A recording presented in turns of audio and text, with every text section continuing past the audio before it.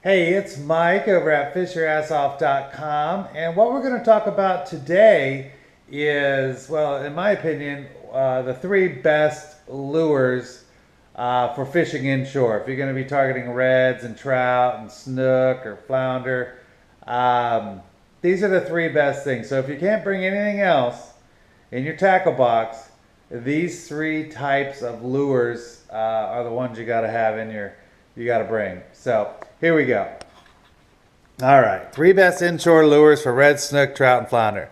All right, the first one is a gold spoon.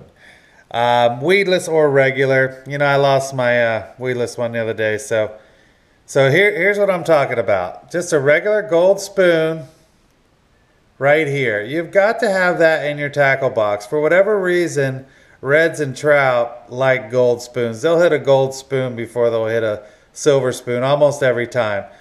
Snook like the silver spoons. Seems like a little bit better. But yeah, you got to have a gold spoon. Got to have a gold spoon. It catches just about everything in the ocean. So you definitely want one of those. All right. Now the next one that we're talking about having is some sort of swimming shad. All right. This one here, you know, it's the paddle tail I like. The paddle tail gives it a lot of action. You know, this is basically, you know, a realistic looking fish.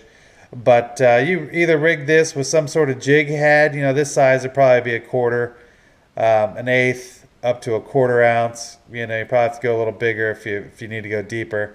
But, you know, when you have something like this, you just want to have a light one and a dark one. So say this was a pearl color or white. That'd be a great one. And say you had another pack of these that was root beer color. So that's a great thing, because then you can really test out what's working. But I really just have a light one and a dark one that I use, and sometimes something natural like this. But you got to have a swimming shad. You need something like this, a little swimming shad that you rig weedless or however you rig it. But everything likes to eat this. So this is an excellent lure that you got to have if you're inshore fishing. All right. And now the next one is a scented shrimp type bait that you're going to have on a jig head or rigged weedless too, light or dark. I happen to have one right here. You know, I use gulp. There's a lot of different ones that are out there, but yeah, I just use these gulps. So I don't know what color this is. Pearl white. So this is something, I use a red jig head.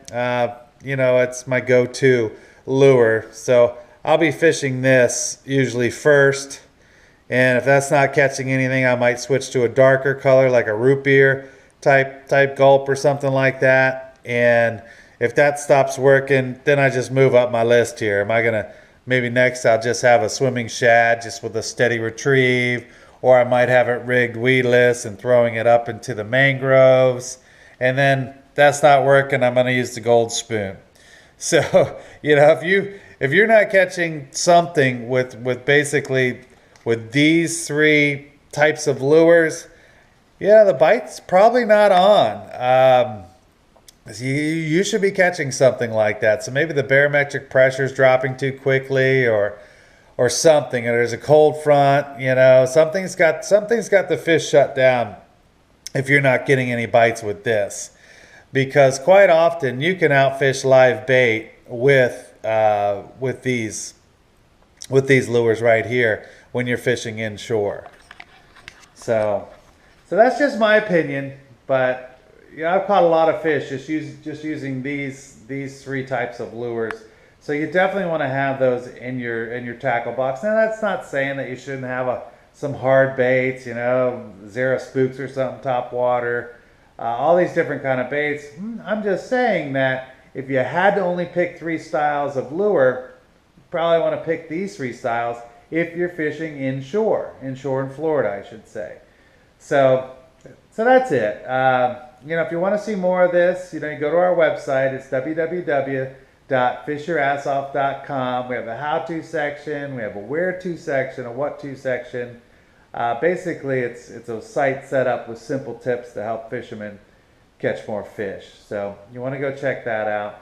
It's got videos and things on there too. But I think I covered everything I want to cover for this fishing class. So until next time, we'll see you. All right. Bye-bye.